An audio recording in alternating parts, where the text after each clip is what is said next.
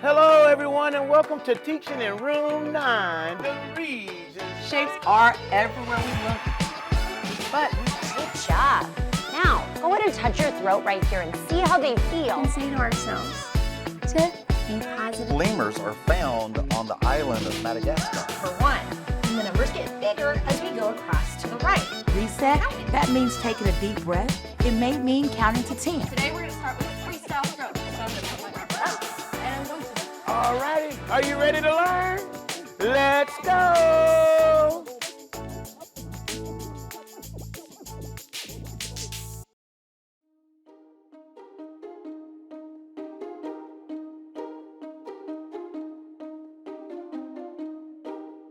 Hello, everyone, and welcome to Teaching in Room 9, the region's largest classroom.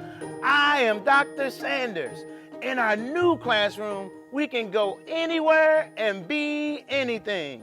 In this ever-changing space, we will engage and learn about the community around us.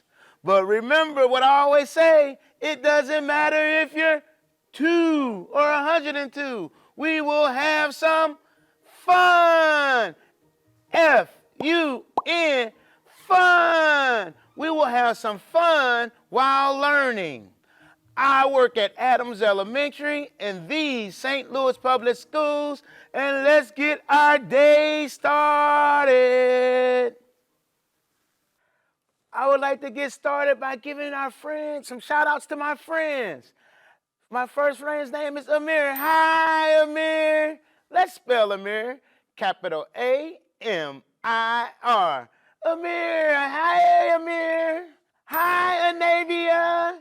Let's spell Anavia, capital A, apostrophe, capital N-A-V-I-A. Hi, Anavia. Lamont, hi, Lamont. How are you doing? Let's spell Lamont, capital L-A-M-O-N-T. Hi, Lamont.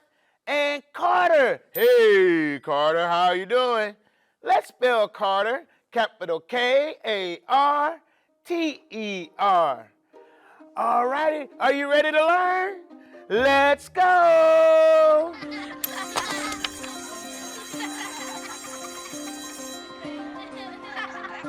This is a test. For the next 60 seconds, this station will conduct a test. This is only a test.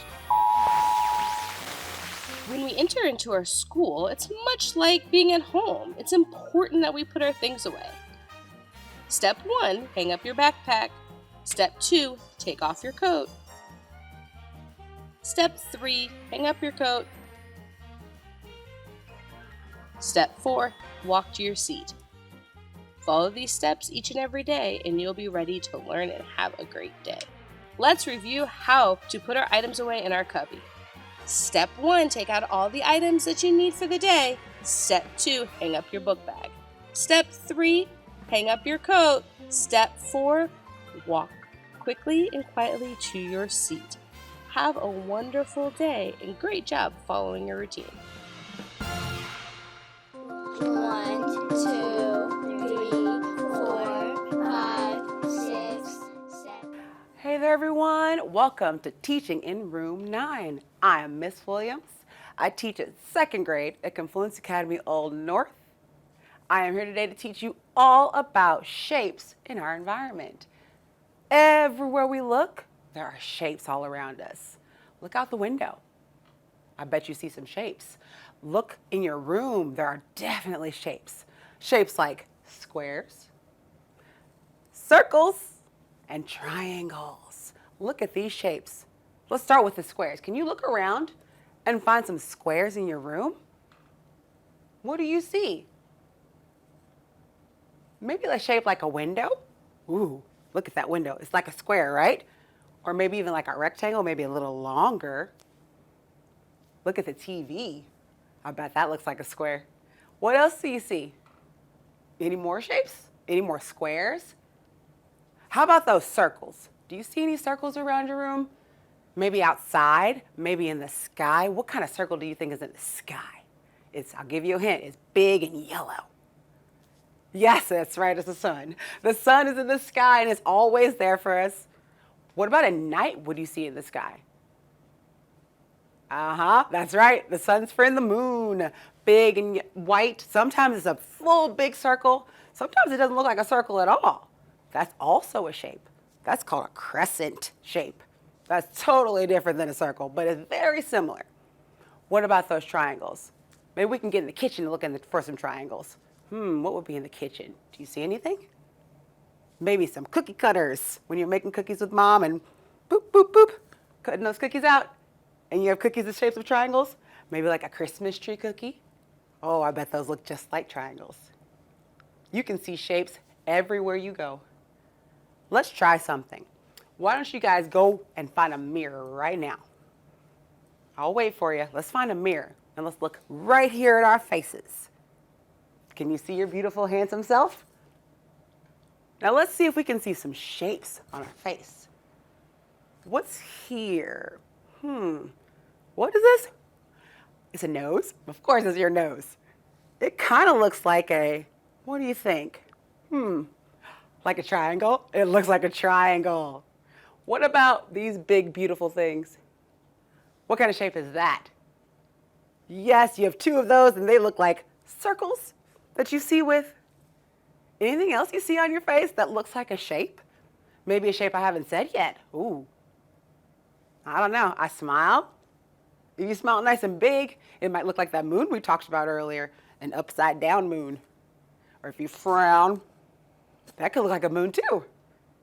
Shapes are everywhere we look, but we want to also make sure that we know what these shapes are called and how we know that these are shapes. Let's start with our squares. Squares look different than triangles and circles. We use something called sides to figure out which each shape is called. Squares have one side, two sides, three sides, and four sides. So anytime you see a square, it always has four sides. Look around your room. Was that window you saw earlier or the TV you said earlier have four sides? I bet it does. If it's a square, it's got four sides. What about triangles? Look at the difference between squares and triangles. Can you count the sides of triangles and tell me how many sides there are? Remember. Let's count together. One side, two sides, three sides for a triangle. So triangles always have three sides. I'll give you a little hint. You hear the word try in triangles? I bet you ride something that sounds like try. It's a tricycle, and it has three wheels, like triangles have three sides. But circles, on the other hand, look way different. I don't really see any sides in these circles. Can you tell me if you see sides on a circle? No, that's right. There are no sides on a circle. Circles are round. They go like this. They have 0 sides. Now think back when we talked about the sun and the full moon. Did the sun and the full moon have any sides, or are they just round? Yes, that's right. They are just round. Now those aren't the only shapes that we see in our environment. Shapes are everywhere. When you're driving with mom and dad in the car, just bopping along, looking around out the window, and mom and dad stops the car. Why are they stopping the car, you think? Well, I see something outside the window. It's red, and it looks like this. And it's got 8 sides. I wonder what shape that is. Do you guys know? Yes, that shape is an octagon, and it's your stop sign. They stop the car because they're at a stop sign. And that is a shape, a big, beautiful 8-sided shape right there. As we look around, shapes are everywhere in our environment. Squares, triangles, and circles are easy to find. So let's play a quick little shape hunt in your room. Can you find a square, a triangle, and a circle in your classroom right now, in your room right now? I bet you can. What did you find? I bet you saw maybe a square toy box, a triangle, ding, ding, ding, musical instrument. What about a circle book? Anything. I bet you found some shapes that I haven't even talked about yet, that we haven't even learned yet, because shapes are everywhere. And don't forget to look on your face, because we have all those wonderful shapes on our face too. So as you're going through life, walking around the streets, looking on the ground, looking out the windows, you will see shapes everywhere. See what you can find at home. And don't forget that our shapes have different sides. Squares have 4 sides. Triangles have 3 sides. Our circles have no sides, but we know they're called that because of their sides. As you're home, don't forget to look for those shapes and think about those sides, and we'll do more next time. You guys are amazing. I am so proud. I'll see you guys next time. Bye.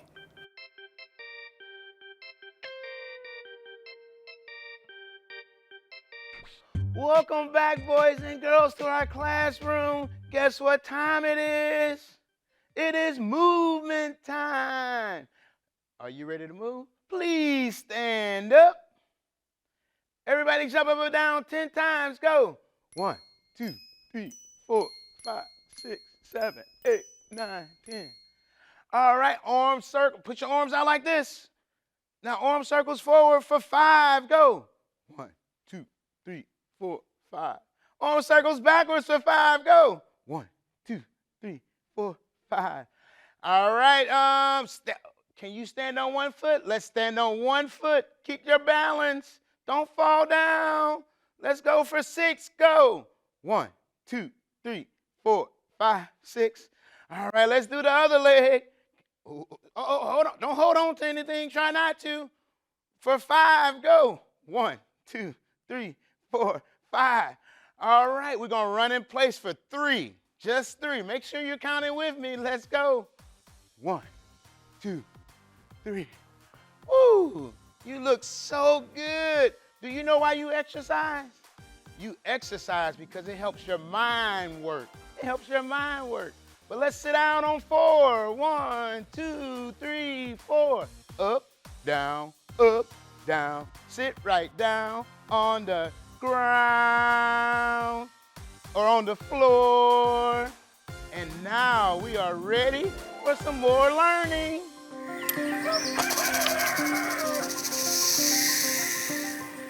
Welcome back to our amazing classroom. You already see him. Yes, Mr. Bare Hands Baran, our favorite wildlife expert. And Mr. Baran, I like Bare Hands first. Everybody Better. calls me Bare Hands. Bare Hands. That's right. Call him Bare Hands. Say, hi, Mr. Bare Hands. Hey, kids. How are you? What do you have for us today? Well, today I brought in Sunshine. Ooh, And Sunshine is a leopard gecko. a leopard gecko. Why is it a leopard gecko? Well, 2 reasons. One, they have these really interesting spots like a leopard does. Okay. And 2, they hunt very cat-like. Oh. Yeah, like they crouch and they pounce and the little tail twitches. And then when they find their prey, they jump on it like a cat. So just like a leopard would. Okay, and what is their prey? So they eat a lot of insects. However, they're not opposed to eating small lizards or anything they can get their mouth on. Okay, so we talked about omnivore and hardcore carnivore and So they are considered a carnivore Okay. or an insectivore, okay, because they do eat protein. Okay. And what do you find leopard geckos? These guys are from the Middle East. You'll find them in Iran and in Pakistan and some of those Middle Eastern countries around that region. And why are they in those countries and not on an island? Well, leopard geckos prefer a very arid type of environment to live in. Arid. That's a big word. Everybody say arid. Arid. All right. And what does arid mean? So that means that it would be a very dry environment, you know, maybe a desert, very rocky, sandy, very little vegetation, mostly rocky, arid. All right. And I've been to a couple places and I've seen these, not in Iran or Egypt. I've been to a pet store. Mm-hmm. Do these make good pets? So amazingly, they do make very good pets. They're very easy to take care of. The husbandry is very simple. It's pretty straightforward. They don't need a lot of water. and they eat insects very readily. You can get mealworms, you can get dubia roaches, or you can get crickets. I wonder, is it okay if I pet? Yeah, you can pet Sunshine and you can hold her too. So just hold your hands out like this. There you go. There you go. And we'll just put her right there. Oh. It's not as rough as I thought it would be. Yeah. Kind of Now, soft. a lot of people love leopard geckos because when you look at them right in the face, they look like they're smiling. Oh. And she likes to crawl, I see. Oh, yeah. As a matter of fact, when you have one for a pet, you can, if supervised, you can let them out to crawl around and explore the area. As long as you don't have any cats around. Yes, do not have cats. I think most cats would love to grab that. All right, and I see one more thing. I see on the side of Sunshine's head, I see some openings. What are those? Yes, so they have open ears, and so they actually absorb sound through those ears, and they can hear their surroundings, but they can also feel the vibrations through their toes. Oh, okay.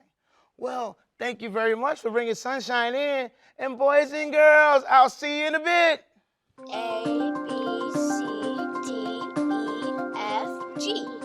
Welcome back, learners, to Teaching in Room 9, our region's largest classroom.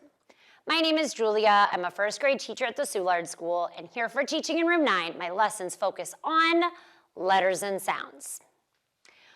Today, we're going to be focusing our learning on talking about all the letter sounds and how they feel in our mouth and our throat when we say them. But let's go ahead and start by reviewing what we already know about letters and sounds.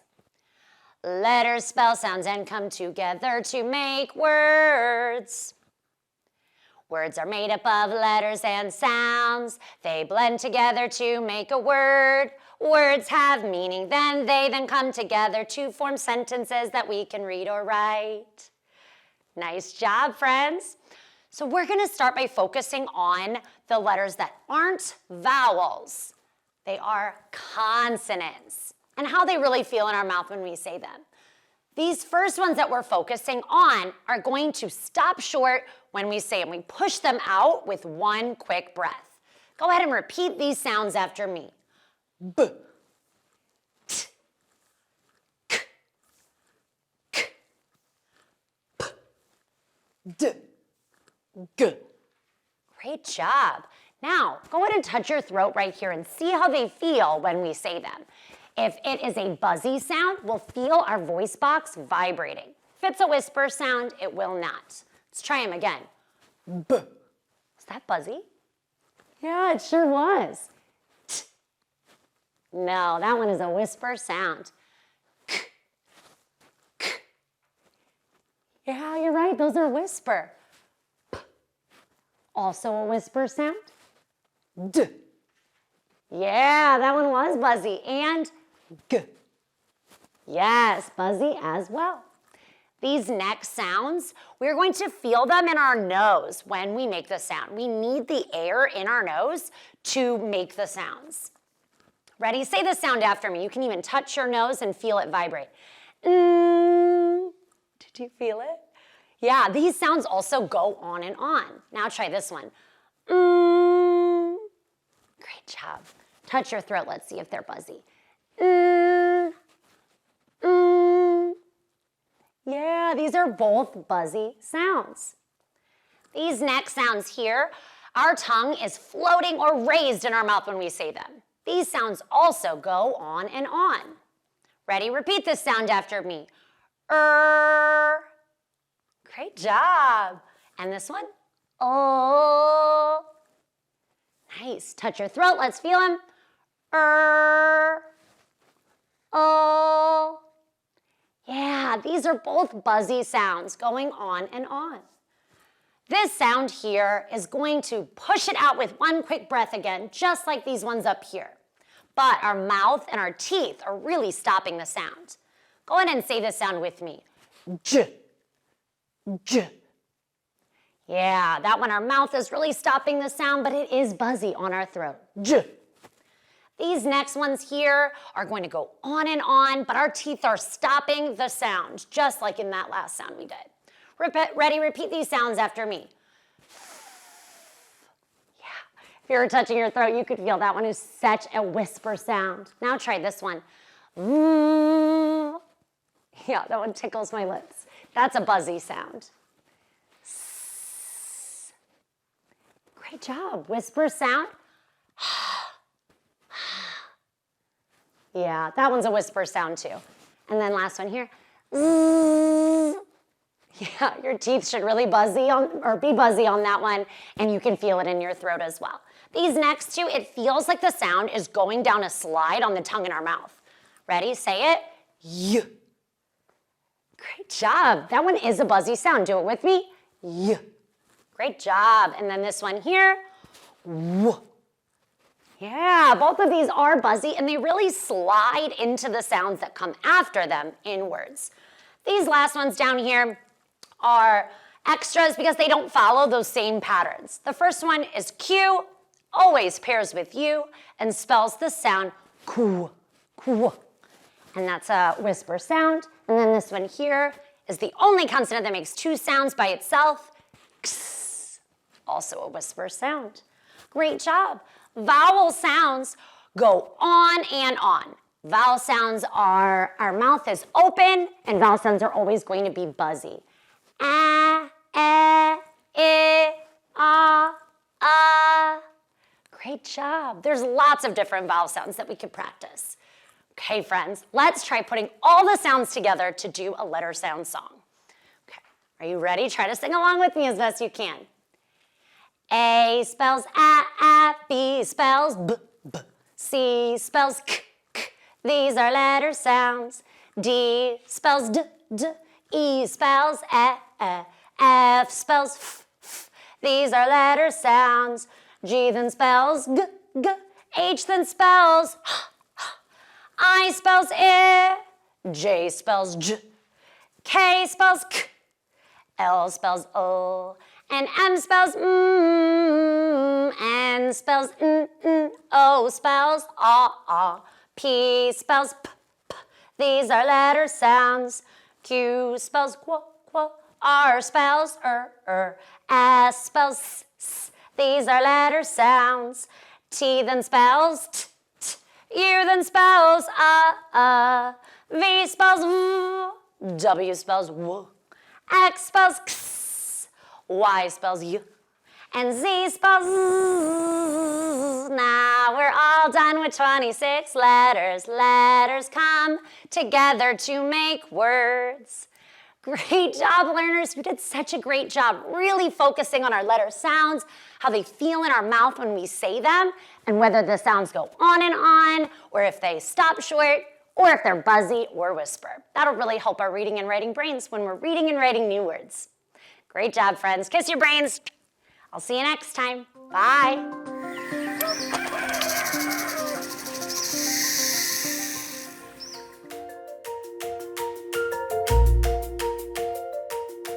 Now we have some quick facts about our leopard gecko. Yes, leopard geckos are fascinating creatures. One interesting thing about leopard geckos is you see how fat his tail is? That's because he stores all the extra nutrients and fat in that tail. So if his tail is thicker than his hips, that means he's in extremely good health. Another fun fact about leopard geckos is they have over 100 teeth in the mouth. And every 3 to 4 months, they regenerate those teeth. So he's always got a nice new set of chompers. Whenever they shed, they're just like most reptiles. When they start growing, they get too big for their skin. They shed their skin. Well, leopard geckos shed it in one piece, and then they eat the whole shed. They also have eyelids that blink this way, and then they have a nictine membrane that goes this way. Their tongues are long enough that they can lick the sand out of their own eyeball. What a great thing, huh? That would be nice. They do have ear openings, and so they can hear, but they have very sensitive toes, and they can feel sound through the ground. All righty. Thank you, Mr. Bare Hands, for those amazing facts. And boys and girls, I'll see you in a bit. Bye-bye. Great day. It's Candace with Chaos, and I want to introduce you to my friend Christina. Here's Christina right here. Christina is absolutely cool. Christina loves to swim and hang out with her friends, and she's really good with doing math. She can do math problems in her head. Can you do math problems in your head? Christina also is a kid that she lives with her grandparents, and so sometimes she really misses her parents and her sisters because they stay out of town. And she doesn't really know how to express her emotions and talk about how she feels, so sometimes she turns things into anger. And I know we all do that sometimes when we don't really have words for our feelings, and so Christina is learning how to reset. Can you say reset? Reset stands for remember every situation encourages thought. And so Christina often has to reset because in many situations she feels like people are against her, and really people aren't really against her. And so she has to reset before she responds or reset before she reacts so that she doesn't make a decision and respond in a negative way when she doesn't need to. And so the next time you're in a situation and you think it's something bad, I need you to take a minute and reset before you respond. And sometimes when you reset, that means taking a deep breath. It may mean counting to 10. And so I want you to try the reset skill and tell a trusted adult how it works out, and then we'll talk about it. I look forward to seeing you soon. Air hugs and cyber kisses. Hi, everyone. I hope you had a fun day of learning, but now it is time for us to be done. But before we get done, let's spell our favorite word, nine. N-I-N-E, 9. Thank you for being in room 9. Bye-bye.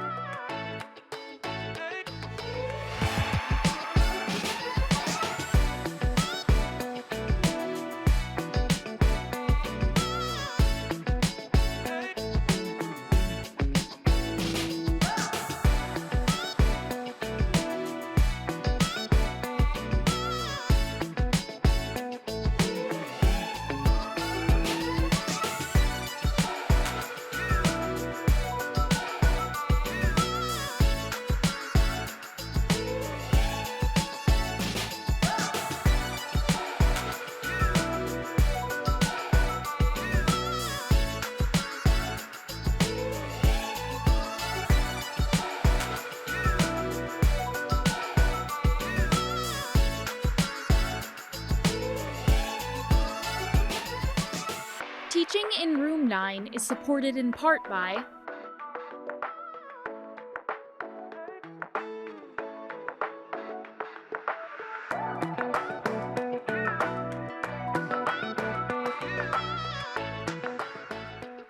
Know who to reach out to when you need help.